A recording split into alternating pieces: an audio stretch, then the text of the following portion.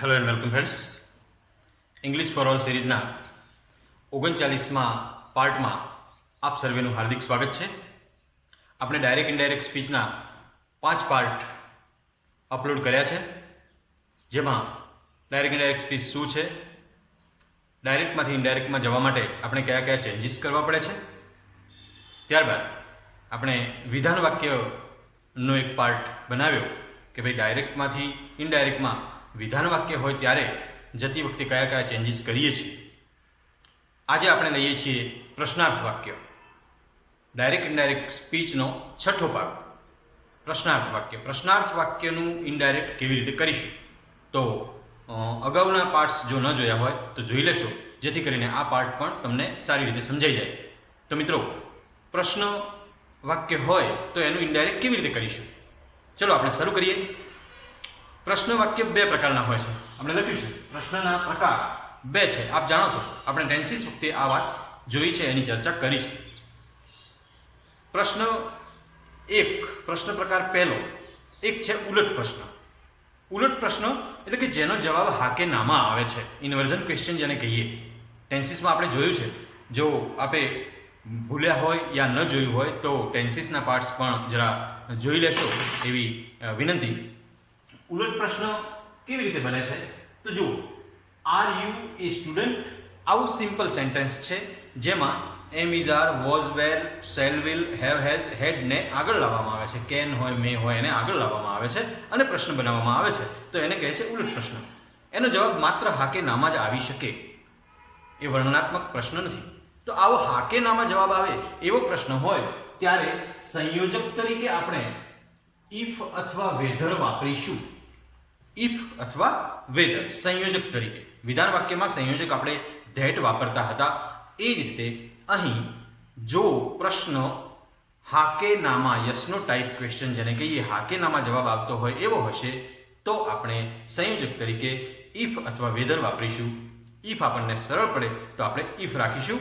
ત્યારબાદ બીજો પ્રશ્ન છે WH પ્રશ્ન, જેમાં કોઈ WH શબ્દની મદદથી પ્રશ્ન બનાવવામાં આવ્યો હોય છે અને એનો જવાબ હા કે નામાં આવતો નથી, પણ એના જવાબમાં કંઈક વર્ણન કરવું પડે છે, કંઈક વાત કરવી પડે છે. વોટ હોય, વેન હોય, વેર હોય, વિચ હોય, હુમ હોય, હુઝ હોય, હાઉ હોય, આ બધા જે શબ્દોની મદદથી બનેલા છે પ્રશ્ન વાક્ય છે એ WH ક્વેશ્ચન આપણે કહીએ છીએ, વર્ણનાત્મક પ્રશ્ન આપણે કહીએ છીએ. તો એવો જો કોઈ પ્રશ્ન હોય, અહીં એક્ઝામ્પલ છે વોટ આર યુ ડુઈંગ, તો આમાં જવાબ કંઈક વાતથી અપાશે. કોઈ વાત કે હું શું કરી રહ્યો છું, તો એ ટીવી જોઈ રહ્યો છે, હોમવર્ક કરી રહ્યો છે, વાંચી રહ્યો છે, કંઈક આવી વાત કરવી પડશે. યસ નો એવું ચાલશે નહીં, તો એ જવાબ યસ નો આમાં નહીં આવે. એટલે આ છે WH ક્વેશ્ચન. અને જો WH ક્વેશ્ચન હોય ત્યારે આપણે ઇનડાયરેક્ટમાં જતી વખતે શું કરીશું સંયોજક તરીકે? એ જ WH શબ્દ છે, વોટ હોય તો વોટ, વેન હોય તો વેન, વેર હોય તો વેર, વિચ હોય તો વિચ, એનો એ જ રાખીએ છીએ. એટલે કે ત્યાં કંઈ નવું આપણે લાવતા નથી, પણ જે WH શબ્દ છે એ જ સંયોજક બની જાય છે. તો મિત્રો, આટલી વાત સમજ પડી ગઈ તમને? પ્રશ્નના પ્રકાર બે છે. એક છે યસનો ટાઈપ ક્વેશ્ચન, તો એમાં સંયોજક તરીકે ઇફ કે વેધર આવશે. બીજો છે WH પ્રશ્ન, તો એમાં સંયોજક તરીકે WH શબ્દ પોતે આવશે. હવે રિપોર્ટિંગ વર્બ શું આવે? જેમ વિધાન વાક્યમાં આપણે ટોલ્ડ કર્યું હતું સેડ ટુ નું, તો અહીં કરીશું આસ્ક્ડ, કારણ કે પ્રશ્ન પૂછવાનો છે એટલે રિપોર્ટિંગ વર્બ તરીકે આસ્ક્ડ આવશે. આ મિત્રો ખાસ ધ્યાન રાખજો, આસ્ક મતલબ પૂછવું, તો આસ્ક્ડ આવશે રિપોર્ટિંગ વર્બ. તો આ બે બાબતો આપણે ખૂબ ધ્યાનપૂર્વક જોવાની છે. ત્રીજી બાબત મહત્વની છે કે જો પ્રશ્ન વાક્યનું ઇનડાયરેક્ટ કરીએ છીએ તો ઇનડાયરેક્ટ સ્પીચમાં પ્રશ્ન વાક્ય રહેતું નથી, વિધાન વાક્ય બની જાય છે. એટલે કે પ્રશ્નાર્થ ચિહ્ન નીકળી જાય છે અને એની જે રચના છે, સ્ટ્રક્ચર છે, એ સ્ટ્રક્ચર વિધાન સ્વરૂપ બની જાય છે. એ કેવી રીતે બને છે? આપે હકાર વાક્ય, નકાર વાક્ય, પ્રશ્નાર્થ વાક્ય ટેન્સીસમાં જોયા છે. તો એ પ્રમાણે આપણે પ્રશ્નાર્થ અને પ્રશ્નાર્થ રાખવાનું નથી. આ ત્રણ બાબતો ખૂબ જ અગત્યની પ્રશ્નાર્થનું ઇનડાયરેક્ટ કરતી વખતે આપણે આ ધ્યાનમાં રાખવાની બાબતો છે. એક, સંયોજક તરીકે જો યસનો ટાઈપ ક્વેશ્ચન હશે તો ઇફ કે વેધર આવશે, જો WH પ્રશ્ન હશે તો WH શબ્દ પોતે આવશે, અને રિપોર્ટિંગ વર્બ તરીકે આસ્ક્ડ આવશે, અને પ્રશ્નાર્થ વાક્યનું વિધાન વાક્ય બનાવી દેવાનું છે. ચલો કેવી રીતે આ કામ કરીશું, તો એક્ઝામ્પલ્સ જોઈએ. આપણું પહેલું અહીં એક્ઝામ્પલ છે રામુ સેડ ટુ મીના. રામુ બોલનાર છે, સેડ ટુ રિપોર્ટિંગ વર્બ છે અને મીના સાંભળનાર છે. કેવી રીતે જવાબ લખવાની શરૂઆત કરીશું? ચલો મિત્રો આપણે લખીએ. બોલનાર તરીકે કોણ છે? રામ. ચલો રામુ લખી દીધું. રામુ પછીનું જે સ્ટેપ છે એ આપણે ચેન્જ કરવાનું હોય છે. અહીં સેડ ટુ નું શું કરીશું? પ્રશ્નાર્થ વાક્ય છે એટલે રિપોર્ટિંગ વર્બ આસ્ક્ડ આવશે. તો અહીં આપણે લખીશું આસ્ક્ડ. તો ચલો આ પહેલો ચેન્જ. રિપોર્ટિંગ વર્બ આસ્ક્ડ આવ્યું. હવે સાંભળનાર છે મીના. ચલો આટલું કામ થઈ ગયું આપણું સરળ. રામુ આસ્ક્ડ મીના. હવે જગ્યા છે મહત્વની, એ છે સંયોજક. આ વાક્ય કેવું છે જુઓ. Will you help me. આમાં કોઈ WH શબ્દ છે ના. સિમ્પલી આને વિલ ને આગળ લાવીને પ્રશ્ન બનાવ્યો છે. એટલે કે હા કે નામાં જવાબ આવતો હશે, આવશે. હવે એટલે સિમ્પલી તમને ખબર પડે કે WH શબ્દથી નથી બનેલો, તો ઉલટ પ્રશ્ન છે અને તો આપણે ઇફ કે વેધર સંયોજક તરીકે મૂકીશું. તો અહીં આવશે આપણે ઇફ કે વેધર માંથી આપણે મૂકીએ છીએ ઇફ, જે આપણને સરળ પડે છે. માત્ર will, shall, have, has, do, does, did, had, can, may આ બધાથી જ બને પ્રશ્ન. તો એ ઇન્વર્ઝન હોય છે, ઉલટ પ્રશ્ન હોય છે, યસનો ટાઈપ હોય છે. એમાં સંયોજક તરીકે ઇફ આવશે, એ યાદ રાખશું. ચલો હવે આ વાક્ય છે આપણું. ખૂબ મિત્રો ધ્યાન આપજો. આ વાક્યને આપણે ઇનડાયરેક્ટ કેવી રીતે કરીશું? હવે જોઈએ. આ will આગળ લાવ્યું છે ને યુ પાછળ છે. સામાન્ય રીતે કર્તા ક્રિયાપદ કર્મ આપણું વિધાન વાક્યની વાક્ય રચના છે, કર્તા ક્રિયાપદ કર્મ. તો હવે આપણે વિધાન વાક્ય બનાવવાનું છે. તો કર્તા કોણ છે? આ will ને આગળ લાવવામાં આવેલ છે. હકીકતમાં અહીં આવે જે આગળ લાવેલ છે. તો આપણે જ્યારે ઇનડાયરેક્ટ કરીશું ત્યારે એ યુ ને આગળ લાવીને will ને પાછળ લઈ જવું પડશે. તો પહેલા કર્તા આવી જશે અને કર્તા છે યુ. હવે યુ સર્વનામ છે, એનો ફેરફાર કેવી રીતે કરીશું? યુ એ બીજો પુરુષ છે જે સાંભળનાર મુજબ જાય છે. યુ બીજો પુરુષ છે જેનો ચેન્જ સાંભળનાર મુજબ કરવાનો થાય છે. યુ એ કર્તા છે અને સાંભળનાર છે કોણ? મીના. મીનાની કર્તા વિભક્તિ કઈ થાય? જો સર્વનામ વાપરવાનું થાય તો મીના એ છોકરી છે એટલા માટે થશે શી. તો ઇફ શી. આ થઈ ગયું વિધાન વાક્યની શરૂઆત કરતા છે. એટલે કે will હશે, have, has હશે, had હશે, can હશે. આ બધું વાક્યની શરૂઆતમાં હતું એ પાછળ જતું રહેશે. આ ખાસ શીખવા જેવી બાબત છે. ચલો તો ઇફ શી. હવે આ will ની જગ્યા છે અહીં. આ જગ્યા will ની છે સામાન્ય વિધાન વાક્યમાં. પણ will નું આપણે શું કરવું પડે છે? would. shall અને will નું આપણે કહીએ છીએ would. તો if she would. હવે આગળનું વાક્ય છે એમાં ક્રિયાપદ છે હેલ્પ. આ હેલ્પને આપણે હેલ્પડ કરવાનું નથી, કારણ will નું would કર્યું છે. કોઈ પણ સહાયકારક ક્રિયાપદ સાથે હંમેશા મૂળ રૂપ આવે છે. એ will હોય કે would હોય, can હોય કે could હોય, should હોય કે shall હોય કે will હોય કે may હોય કે might હોય કે કોઈ પણ સહાયકારક ક્રિયાપદ હોય, એની સાથે કોઈ પણ રીતે હાલ આપણે યાદ રાખવાનું છે કે એ આવે છે મૂળ. સિવાય કે પરફેક્ટ મોડેલ ઓક્ઝિલરીઝ એ આપણે શીખીશું ભવિષ્યમાં. પણ હાલ આપણે ડાયરેક્ટ ઇનડાયરેક્ટની વાત કરીએ છીએ ત્યાં આ ક્રિયાપદનું ભૂતકાળનું રૂપ કરવાનું નથી, કારણ કે will નું would કરી દીધું છે. આટલું સમજો ખાલી. તો અહીં would help. હવે આ વાત છે મી. મી એ પ્રથમ પુરુષ છે. પ્રથમ પુરુષ બોલનાર મુજબ જાય. બોલનાર છે રામ. રામુ એટલે છોકરો એટલે હી છે. બોલનાર હી છે. અહીં વિભક્તિ કઈ છે? મી, મને.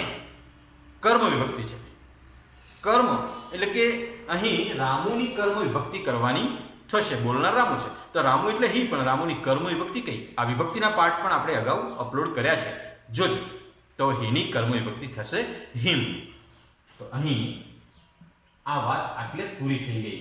આપણે જે ચેન્જીસ કર્યા ફરીથી આ વાક્યને સમજાવું છું. બોલનાર રામુ છે, રિપોર્ટિંગ વર્બ આસ્કડ કર્યું છે પ્રશ્નાર્થ છે માટે, મીના સાંભળનાર છે, સંયોજક તરીકે ઇફ મૂક્યું છે કારણ કે યસનો ટાઈપ ક્વેશ્ચન છે. અહીં વાક્યને વિધાન બનાવ્યું છે એટલે કે યુ ને આપણે આગળ લાવ્યા, પણ યુ નું યુ રહેશે નહીં કારણ કે એનો ફેરફાર કરવો પડે. પ્રથમ પુરુષ અને બીજા પુરુષના જે સર્વનામો છે એ બધા ફેરવવા પડે છે અને ત્રીજા પુરુષમાં લઈ જવા પડે છે.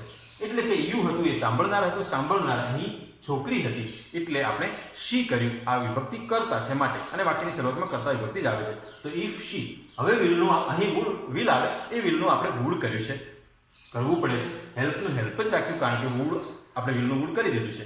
અને મી એ કર્મ વિભક્તિ છે પ્રથમ પુરુષની. પ્રથમ પુરુષ બોલનાર મુજબ જાય એટલે કે બોલનારની કર્મ વિભક્તિ કરવી પડશે, અને બોલનાર છે રામુ, તો રામુની કર્મ વિભક્તિ થશે હિમ. રામુ મતલબ હી અને હીની કર્મ હિમ. આ રીતે સમજશું. ચલો બીજું વાક્ય જોઈ લઈએ ઝડપથી. Kajal said to Manu. બોલનાર કાજલ છે, આપણે એ લખી દઈશું. કાજલ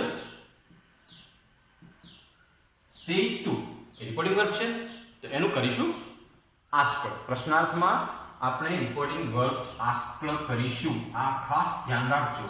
જેમ વિધાન વાક્યમાં ટોલ્ડ કરીએ છીએ એમ અહીં આસ્કળ કરીશું. તો અહીં કાજલ આસ્કળ, પછી સાંભળનાર છે મન. ચાલ મન, વાત આવી ગઈ. બોલનાર કાજલ છે, સેડ ટુ નું આસ્કળ કર્યું, અને સાંભળનાર મનુ છે. હવે સંયોજક. જો WH પ્રશ્ન હોય તો WH શબ્દ જ રહે છે. અહીં વોટ થી પ્રશ્ન શરૂ થયો. What, when, where, which, whom, whose, how, આ બધા WH શબ્દો છે, એનાથી શરૂ થતો હોય તો ઈઝી થઈ જાય. એ જ આપણે અહીં લખી દઈએ છીએ વોટ. ચલો ક્લિયર. વોટ WH શબ્દ એ સંયોજક બની ગયો છે. હવે જુઓ આ વાક્ય રચના જુઓ. હેવ યુ ડ્રંક સાદી થઈ ગઈ, ઉલટ પ્રશ્ન વાળી. આને દૂર કર્યું. હવે આને વિધાન બનાવવું છે તો આ હેવ ખરેખર ક્યાં આવે? અહીં. પહેલું આવશે કર્તા, અને કર્તા છે યુ. ચલો યુ એ બીજો પુરુષ છે જે સાંભળનાર મુજબ જાય છે, અને સાંભળનાર કોણ છે? મનુ. અને મનુ અહીં કર્તા વિભક્તિ છે, તો મનુની કર્તા વિભક્તિ હી થાય છે. આહી. આપણે મિત્રો આ સિરીઝ સ્વરૂપે શરૂ કરેલ છે આ આખું અભિયાન. એટલે તમે શરૂઆતથી જોશો ત્યારે તમને વિભક્તિ શું છે, કર્તા શું છે, કર્મ શું છે, કાળ શું છે, ક્રિયાપદ શું છે, આ બધી જ ખબર પડશે. પણ તમે શરૂઆતથી જોશો ત્યારે થાક્યા વગર લગભગ 40 પાર્ટ અપલોડ થયા છે. આ બધા જ પાર્ટ ધ્યાનપૂર્વક જોશો તો તમને ક્યાંય તકલીફ પડશે નહીં, ક્યાંય તમને કન્ફ્યુઝન પણ નહીં થાય કે આ કેવી રીતે થયું, કારણ કે આ સ્ટેપ બાય સ્ટેપ આગળ વધતી આપણી સિરીઝ છે માટે. ચલો અહીં યુ કર્તા વિભક્તિ છે, સાંભળનાર તરીકે મનુ છે, તો મનુની કર્તા વિભક્તિ હી થાય, તો હી લખ્યું છે. હવે આ હેવ, અને તમને ખબર છે કે હેવ અને હેઝ હોય એનું હેડ કરવામાં આવે છે. આ પણ આપણે અગાઉના પાર્ટ્સમાં જોયું છે, ચર્ચા કરી છે, લખ્યું પણ છે. તો હેડ, તો વોટ, હી, હેડ. અને ડ્રંકમાં કોઈ જ ફરક નહીં કારણ કે ભૂતકૃદંત જ છે. ખાલી હેવ અને હેઝ છે એનું હેડ કરી દો તો સાથે ભૂતકૃદંત જ હોય, એટલે કે અહીં પૂર્ણ વર્તમાનકાળનો પૂર્ણ ભૂતકાળ થઈ જાય છે ઓટોમેટિક. આમાં કંઈ મગજ ચલાવવા નથી. કાળનું નામ લીધા વગર તમે કામ કરી શકો છો. માત્ર અમુક જે ફેરફાર કરવાના છે એ આપણે એ પણ જોયું છે, ક્રિયાપદમાં ફેરફાર કરવાના છે એની વાત. ચલો મિત્રો ત્રીજું વાક્ય જોઈએ. આમાં ખબર પડી ગઈ છે. કાજલ બોલનાર, આસ્કળ રિપોર્ટિંગ વર્બ, સાંભળનાર વિના. WH પ્રશ્ન છે એટલે વોટ સંયોજક તરીકે મૂકેલ છે. અહીં વિધાન વાક્ય બનાવતા યુ ને આગળ લાવવાનો છે. યુ બીજો પુરુષ છે, બીજો પુરુષ સાંભળનાર મુજબ જાય, સાંભળનાર મનુ છે, મનુની કર્તા વિભક્તિ હી થાય, તો આપણે હી લખ્યું છે. પછી હેવ કે હેઝનું હેડ થાય એટલે કે હેવનું હેડ કર્યું છે અહીં. અને ડ્રંક એ ભૂતકૃદંત જ હોવાથી આપણે એમાં કોઈ ફેરફાર કરતા નથી. માત્ર હેવ હેઝનું હેડ કરો એટલે તમારું કામ થઈ જાય છે. ત્રીજું વાક્ય જુઓ મિત્રો. ત્રીજા વાક્યમાં બોલનાર છે આઈ. હવે સેડ ટુ નું આસ્કળ, અને સાંભળનાર હર. આટલા સુધી આપણે ઇઝીલી પહોંચી શકીએ છીએ. હવે શરૂ થાય છે આપણું કામ. અહીં સંયોજક તરીકે આપણે શું મૂકીશું? કેમ થી પ્રશ્ન થયો છે, કોઈ WH પ્રશ્ન શબ્દ નથી એટલે WH પ્રશ્ન નથી, સાદો ઉલટ પ્રશ્ન છે, તો ઇફ આપણે મૂકીશું સંયોજક તરીકે. ઇફ, આ ઇફ મૂક્યું સંયોજક. હવે કેન ને આપણે ખરેખર ક્યાં લઈ જઈશું? બીજા નંબરે, કારણ કે પ્રશ્ન વાક્યનું આપણે બનાવવાનું છે વિધાન વાક્ય. યુ, આ યુ એ સાંભળનાર છે, સાંભળનાર બીજો પુરુષ છે એટલે સાંભળનાર છે. સાંભળનાર અહીં હર છે એટલે કોઈ છોકરી છે. છોકરી, છોકરીની કર્તા વિભક્તિ શું થાય? આ કર્તા છે. વાક્યની શરૂઆતમાં કર્તા જ આવે, વારંવાર કહું છું. તો છોકરીની કર્તા વિભક્તિ કઈ થાય? શી. તો ઇફ શી. ચલો હવે જગ્યા આવી કેનની. કેનનું આપણે શું કરીશું? એ પણ અગાઉના પાર્ટ્સમાં જોયું છે. કેનનું થશે કુડ. COULD. વિલ જે હતું એનું આપણે વુડ કર્યું હતું, WOULD. એમ કેનનું કુડ કરીશું, COULD, કુડ. તો ઇફ શી કુડ. હવે સ્પીકનું કશું જ નહીં થાય, એનું એ જ રહેશે કારણ કેનનું કુડ થઈ ગયું છે. આપણે કહ્યું કોઈ પણ સહાયકારક ક્રિયાપદ સાથે અહીં હાલ પૂરતું આપણે મૂળરૂપ જ આવવાનું છે. ડાયરેક્ટ ઇનડાયરેક્ટ સ્પીચમાં બીજી વાત વિચારવાની નથી. સ્પીક અને ઇંગ્લિશ પણ વધારાના શબ્દો તરીકે આપણે અહીં લઈ લઈએ છીએ અને પ્રશ્નાર્થ ચિહ્ન નીકળી જાય છે. તો મિત્રો ખાસ ધ્યાનપૂર્વક અહીં જોજો. માત્ર યાદ રાખવાનું છે પ્રશ્નનો પ્રકાર કયો છે એ પ્રમાણે સંયોજક મૂકવાનું છે અને પ્રશ્ન વાક્યનું વિધાન વાક્ય બનાવવાનું છે. બાકીના ચેન્જીસ કાળ, ક્રિયાપદ, શબ્દો કરવાના છે એ પ્રોપર આપણે કરીશું. ચલો ચોથું વાક્ય જોઈએ. સચિન બોલનાર છે તો આપણે સચિન લખી દીધું. સેટ નું આપણે આસ્કળ કરી દીધું અને ધેમ એ સાંભળનાર છે. ધેમ એ સાંભળનાર છે. ઘણા બધા મિત્રોને સચિને કંઈક પૂછ્યું છે. શું પૂછ્યું છે જોઈએ. વેન કયો પ્રશ્ન છે? WH ક્વેશ્ચન છે. તો WH ક્વેશ્ચન હોય ત્યારે WH શબ્દ પોતે ત્યાં આવી જશે. વેન, આ વેન સંયોજક બની ગયું. હવે સાદો વર્તમાન કાળ છે. જો ડુ યુ પ્લે. સાદા વર્તમાન કાળમાં વિધાન વાક્યમાં હેલ્પિંગમાં જે કામ કરે છે ડુ, ડઝ એ પ્રશ્નાર્થમાં અને નકારમાં કરે છે. વિધાન વાક્યમાં હોતા નથી. મુખ્ય ક્રિયાપદ તરીકે ડુ આવે એ જુદી વાત છે, પણ વાક્યની શરૂઆતમાં અથવા નોટ સાથે જે ડુ, ડઝ આવ્યા છે એ હેલ્પ કરે છે. એટલે કે પ્રશ્ન વાક્યનું વિધાન વાક્ય બનાવીએ ત્યારે ડુ, ડઝ અને ડીડ નીકળી જાય છે. આ ખાસ ધ્યાન રાખજો. ડુ હોય, ડઝ હોય કે ડીડ હોય, જો વાક્ય પ્રશ્નાર્થ હોય છે ત્યારે વિધાન વાક્ય બનાવતા નીકળી જાય છે. આ લખી નાખજો ક્યાંક નોટમાં. ડાયરેક્ટમાંથી ઇનડાયરેક્ટમાં જતા જો ડુ, ડઝ કે ડીડ એ પ્રશ્ન વાક્ય હોય ત્યારે વાક્યની શરૂઆતમાં હોય છે અને એ નીકળી જાય છે ઓટોમેટિક. નીકળી જાય એટલે ઓટોમેટિક વિધાન વાક્ય બની જાય છે. કેવી રીતે બની જાય છે? સીધું આવ્યું યુ, તો આ યુ ની જગ્યા છે આ રહી જગ્યા યુ ની કરતા. હવે યુ એટલે બીજો પુરુષ, એ સાંભળનાર મુજબ જાય અને સાંભળનાર ધેમ, તેઓને કહ્યું છે. તેઓને એટલે કરતા થાય તેઓ એટલે કે ધે. તેમની કરતા વિભક્તિ થશે ધે. તો વેન ધે. હવે પ્લેનું ભૂતકાળનું રૂપ કરવું પડશે. સાદા વર્તમાન કાળનું વાક્ય હોય તો સાદો ભૂતકાળ થાય છે. અહીં ડુ નીકળી ગયું છે. ડુનું ડીડ નથી કરવાનું. પ્રશ્ન વાક્ય જ રાખવાનું નથી એટલે ડુની હવે કોઈ જરૂર નથી. ડુ કે ડઝ કે ડીડ એ પ્રશ્ન બનાવવા માટે લાવ્યા હતા. પ્રશ્ન ન રહે તો એ ઓટોમેટિક જતા રહે છે. એમનું કામ પૂરું થઈ ગયું. તો અહીં પ્લે છે એનું આપણે કરવું પડશે પ્લે. ઈડી લગાવવો પડશે અને ભૂતકાળનું રૂપ બનાવવું પડશે. સિમ્પલી સાદા વર્તમાનનું સાદો ભૂતકાળ કર્યું છે તો આપણે પ્લે કર્યું અને અન્ય શબ્દોમાં આપણે લઈ લીધું ક્રિકેટ. એમાં કોઈ ફરક પડતો નથી અને વાક્ય વિધાન બની ગયું. સિમ્પલ છે. ક્લિયરલી ખાલી તમે મગજમાં ગ્રહણ કરશો અને યાદ રાખશો કે પ્રશ્નાર્થ વાક્યમાં આપણે શું કરવાનું છે. તો આસ્કળ કરવાનું છે રિપોર્ટિંગ વર્બનું. સંયોજક તરીકે ઇફ અથવા WH શબ્દ મૂકવાનો છે અને પ્રશ્નાર્થ વાક્યનું વિધાન વાક્ય બનાવવાનું છે. બાકી સર્વનામનો ફેરફાર તો પ્રથમ પુરુષ બોલનાર મુજબ, બીજો પુરુષ સાંભળનાર મુજબ, ત્રીજા પુરુષમાં કોઈ ફરક પડતો નથી. કાળમાં જે આપણા ફેરફાર કરવાના છે એ અને અન્ય શબ્દો જો હોય તો એમાં જે ફેરફાર થાય છે, ફેરફાર કરવા પાત્ર છે એવા અન્ય શબ્દો, તો એમનો આપણે ફેરફાર કરીશું એટલે આપણું ઇનડાયરેક્ટ થઈ જશે. ટેન્શન લેવા નથી, ધીમે ધીમે સમજવાનું છે. ચલો અહીં પાંચમું વાક્ય આપણું છે. એમાં બોલનાર છે શી. સેડ ટુ છે એટલે કે આસ્કળ આપણે કરીએ છીએ પ્રશ્નાર્થ હોવાથી. તો શી આસ્કળ કોનું, સાંભળનાર કોનું છે. હવે જો is he watching a film. આ સિમ્પલ પ્રશ્ન છે, ઇઝ થી બનેલો. Am is are, was, were, shall, will, have, has, had, can, may, might, should, would, could વગેરેથી બનેલો પ્રશ્ન એટલે સાદો પ્રશ્ન. WH શબ્દ કોઈ છે નહીં તો સંયોજક આવશે ઇફ. એમાં સંયોજક શું આવશે? ઇફ. ઇફ એ અલ્ટરનેટિવ બતાવે છે, હા કે ના. ઇફ અને વેધર એ રીતે બતાવે છે એટલા માટે ઇફ કે વેધર વપરાય છે. યસ ઓર નો એ જ કહેવા માંગે છે. તો ઇફ. હવે ઇઝ છે એ ખરેખર ક્યાં આવે છે? અહીં. આ ડુની જેમ નીકળી નહીં જાય, નીકળે છે માત્ર ડુ, ડઝ અને ડીડ. આ યાદ રાખ લેજો. આ ઇઝ તો અહીં આવવાનું છે, ચાલુ વર્તમાન કાળ છે. તો આ હી છે. જુઓ હી એ કયો પુરુષ છે? પહેલો પુરુષ નથી. પહેલો પુરુષ આઈ અને વી છે. બીજો પુરુષ યુ છે. બાકીના બધા ત્રીજા પુરુષ હી, શી, ઇટ અને ધે. તો અહીં હી છે તો એમાં કોઈ ચેન્જ કરવાનો થતો નથી. આપણને કોઈ રાઈટ નથી કે આપણે ત્રીજા પુરુષમાં ચેન્જ કરીએ. તો અહીં હીનું હી જ રહેશે. આ વાત ખૂબ ધ્યાનથી સમજી લેજો. હી. હવે ઇઝનું શું થાય છે? અગાઉના પાર્ટ્સમાં આ બધું જ જોયું છે. તો ઇઝનું થશે વોઝ. હી સાથે વોઝ જ આવે છે તો ઇફ હી વોઝ આઈએનજી વાળું રૂપ છે વોચિંગ, એમાં કોઈ ફરક નહીં પડે. If he was watching a film, એમાં પણ કોઈ ફરક પડશે નહીં.